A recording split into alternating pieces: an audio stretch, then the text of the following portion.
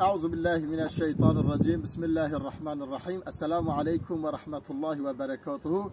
Sevgili arkadaşlar, şu anda Rize'deyiz. Şöyle görüyorsunuz Rize'yi.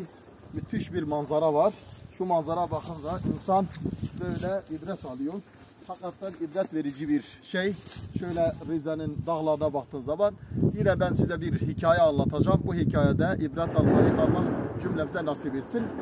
Zamanın birinde birisi çok hırkızlık ediyor. Bu hırkızlığından dolayı yakalanıyor, hakimin karşısına çıkarılıyor ve hakim idamına karar veriyor. Çok hayvan çalmış, çok milletin malını çalmış, yüzlerce kişinin hakkına girdiği için hakim ona idam cezası veriyor.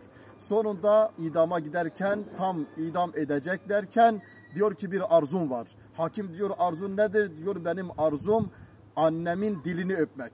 Diyor sen niye annenin dilini öpmek istiyorsun? Onun elini öp, onun yüzünü öp diyor. Yok ben onun dilini öpmek istiyorum. Hakim annesini çağırıyor ve o annesinin dilini öpmeye giderken annesinin dilini ısırıyor ve atıyor.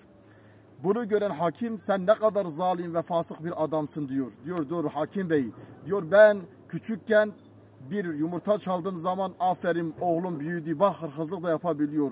Bak gidiyor başka yerde bize yumurta da getirebiliyor. Bir tavuk çaldığım zaman yine aferin. Bir horoz çaldığım zaman yine aferin. Bir inek çaldığım zaman yine aferin. Her yaptığım fiilde bana aferin diyordu. Aferin dediği için ben de hırsızlığa alıştım ve şu anda idam sehpasına geldim. Artık onun dili başkasına da bu sözlerle kandırmasın diye ben onun dilini ısırdım, dilsiz kalsın diye. Bir daha kimsenin başına böyle bir şey gelmesin diye, ibreti alem olsun diye ben bunu yaptım. İşte bu hikayete anlaşılıyor ki anne babalar çocuklarına istedikleri zaman güzel terbiye verebilirler. İstedikleri zaman kötü terbiye de verebilirler. Bir çocuk ailede gördüğü ahlaka göre büyür, ona göre yetişir. Onun için biz anne babalar olarak çocuklarımıza güzel ahlakı, güzel edebi, güzel fiilleri göstermemiz lazım. Peygamber aleyhissalatu vesselamın yolunda gitmemiz lazım.